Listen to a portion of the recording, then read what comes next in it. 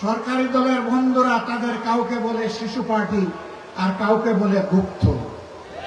কোরবানির কারণে অনেকের কপালে দেশি বিদেশি চিকিৎসা সেবা জুটেছে, আর যাদের কোরবানির কারণে অনেকে প্রধানমন্ত্রী, মন্ত্রী, বিরোধী দলীয় নেতা হতে পেরেছেন, তাদের আত্মা আমাদের দিকে চেয়ে আছে।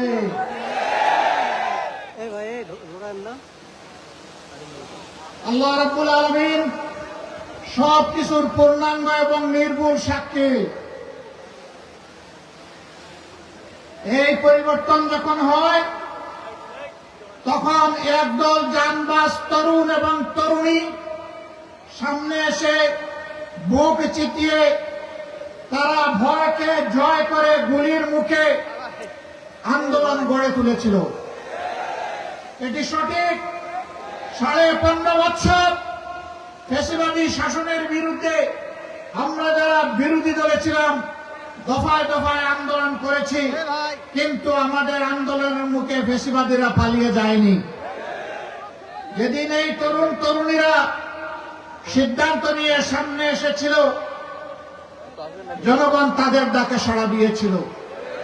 নারী, পুরুষ, শিশু, কিশোর, যুবক, আবাল, বৃদ্ধ, বনিতা সকলে রাস্তায় নেমে এসেছিল। আন্দোলন সেদিনই সফলতার মুখ দেখেছিল। এখন সরকারি দলের বন্ধুরা তাদের কাউকে বলে শিশু পার্টি আর কাউকে বলে গুপ্ত। লজ্জা! যাদের কারণে আজকে আপনাদের এই গতি, তাদের নিয়ে আপনারা উপহাস করছেন। এর পাওনা বুঝে নেওয়ার জন্য তৈরি হন। এই জাতি ঠিকই পাওনা বুঝিয়ে দেবে আপনাদেরকে। আপনারা জাতিকে ধোঁকা দিয়েছেন এবং ইতিমধ্যে তা স্বীকার করে নিয়েছেন। আপনাদের নেতা বলেছিলেন, আমরা যদি ধোঁকা দেই আগামীতে জনগণ আমাদেরকে আস্থা করে নিক্ষেপ করবে। সেই আস্থা করে দেখার জন্য আপনারা তৈরি হন।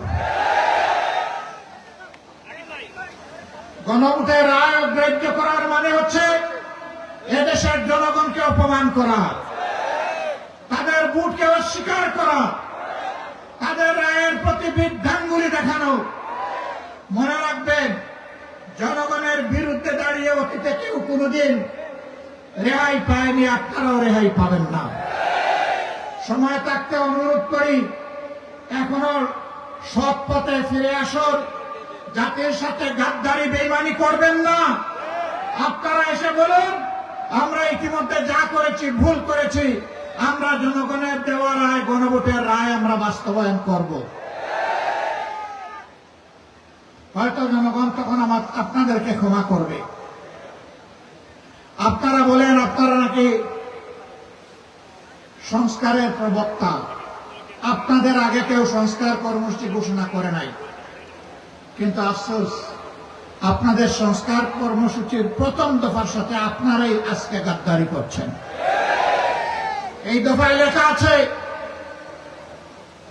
আপনারা যদি নির্বাচিত হন তাহলে এই দেশকে মেরামত করা লাগবে, আর মেরামত করতে হলে সংবিধানের সংস্কার সাধন করা লাগবে।